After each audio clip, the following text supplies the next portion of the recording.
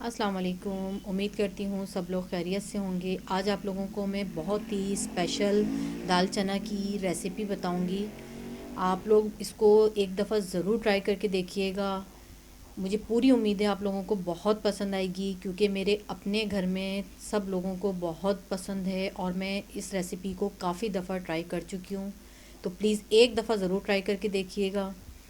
आप लोगों को पसंद आए तो अपनी जो है मेन्यू लिस्ट में इसको ज़रूर ऐड कर लीजिएगा और मुझे कमेंट्स करके ज़रूर बताइएगा कि आप लोगों को ये रेसिपी कैसी लगी।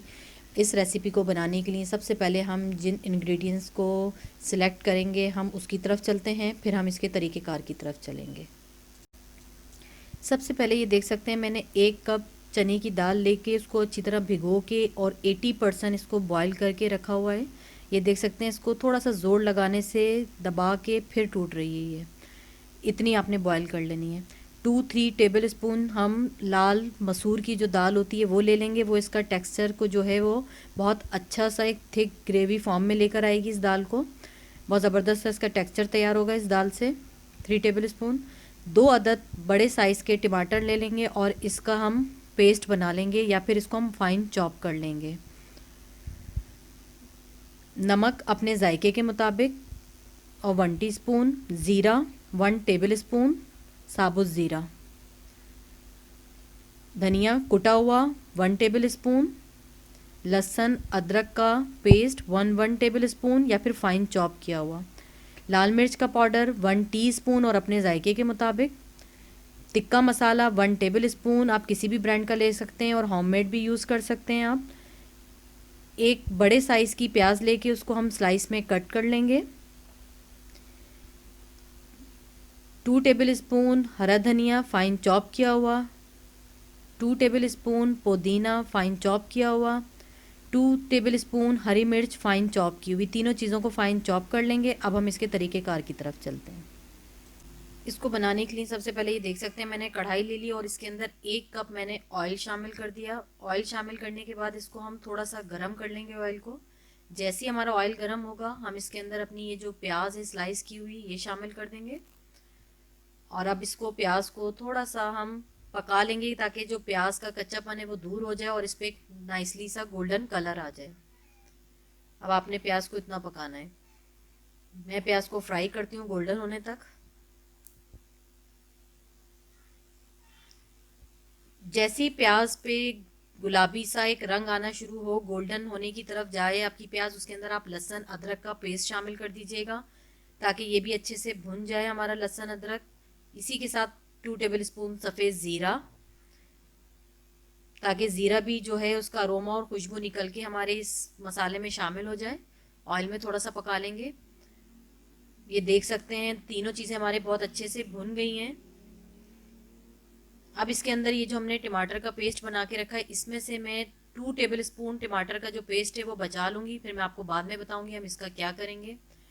टमाटर का पेस्ट शामिल करने के बाद हम इसके अंदर अपने बाकी के जो मसाले हैं वो भी शामिल कर देंगे। धनिया सबसे पहले अब आपने जो डालना है वो तिक्का मसाला डालना है ताकि हमें नमक और मिर्च का अंदाज़ा हो सके, क्योंकि आपको पता है नमक और मिर्च दोनों जो है वो तिक्के में ऑलरेडी होती है तो बहुत ज़्यादा स्पाइसी ना हो जाए, उस हिसाब से हमने पहले टिक्का मसाला शामिल करके इसको अच्छी तरह से पका लेना है, भून लेना है मसाले को।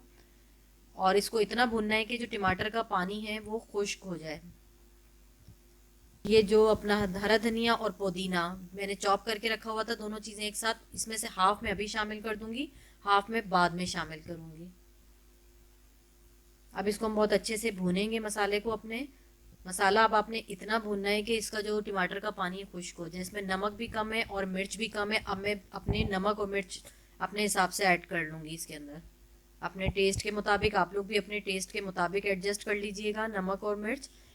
लेकिन प्लीज़ तिक्का मसाला पहले ऐड कीजिएगा ताकि आप लोगों को एग्जैक्टली अपना टेस्ट के मुताबिक मसाला मिल सके, कोई भी चीज़ इसमें ज़्यादा ना हो ना कम हो।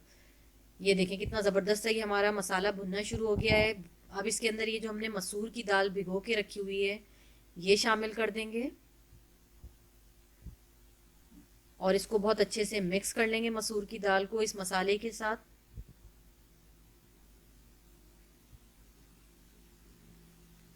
अब सबसे पहले आपने 10 मिनट के लिए मसूर की दाल को गलने के लिए छोड़ना है, ताकि अच्छी सी ये दाल गल के अपना जो है वो टेक्सचर बना सके।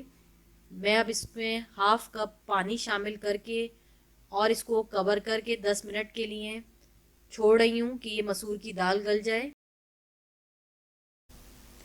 अच्छा, ये देख सकते हैं हमारी जो मसूर की दाल थी उसको हमने 10 मिनट कवर करके पकाया था। बहुत अच्छे से ये हमारी जो मसूर की दाल है वो गल गई है।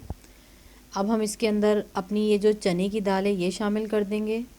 चने की दाल शामिल करके इसको बहुत अच्छी तरह से मिक्स कर लेंगे, ताकि ये मसाले में अच्छी तरह मिक्स हो जाए। अब इसको आधा कप इसमें हम पानी शामिल कर देंगे। पानी शामिल करके ढक के और इसको 10 मिनट के लिए पकने देंगे, ताकि हमारी जो दाल में कसर बाकी थी 20% वो अच्छे से गल जाए दाल। अब आपने इसको कंप्लीट 100% गला लेना है दाल को इस टाइम पर। अब इसको कवर करने से पहले इसमें आप नमक और मिर्च दोनों चीज़ों को चेक कर लीजिएगा। अगर आप लोगों को कम लगता है अपने हिसाब से इसका जो टेस्ट है वो बैलेंस कर लीजिएगा। अगर दोनों चीज़ें कम लग रही हों तो ऐड कर दीजिएगा। मैं अब इसको कवर करके 15 मिनट के लिए छोड़ दूंगी कि ये अच्छे से गल जाए, फिर हम इसके तड़के की तरफ चलेंगे। अच्छा, ये देख सकते हैं दाल हमारी कंप्लीट गल गई है। इसका टेक्सचर भी आप देख लें। जो मसूर की जो हमने दाल डाली थी उसको डालने का मकसद ये था कि वो इसके टेक्सचर को ज़बरदस्त एक लुक दे देगा। ये देखें कितनी ज़बरदस्त सी इसकी लुक आ रही है। दाल गल भी गई है, इसका तमाम पानी भी खुश्क हो गया। अब हम इसके तड़के की तरफ चलते हैं। अक्सर आप ढाबा पे जब जाके दाल खाते हैं तो वो जिस तरह से सर्व करते हैं, अब मैं आप इसको सर्व करने का आपको तरीका बताऊंगी, हम इसको किस तरह से सर्व करेंगे। अब हम इसकी तड़के बनाने की तरफ चलते हैं। दाल को सर्व और इसका तड़का बनाने के लिए सबसे पहले आपने एक छोटी कढ़ाई अलग ले लेनी है। उस कढ़ाई के अंदर आपने देसी घी, मक्खन, जो आपकी मर्ज़ी है आप चाहें वो शामिल कर दीजिएगा।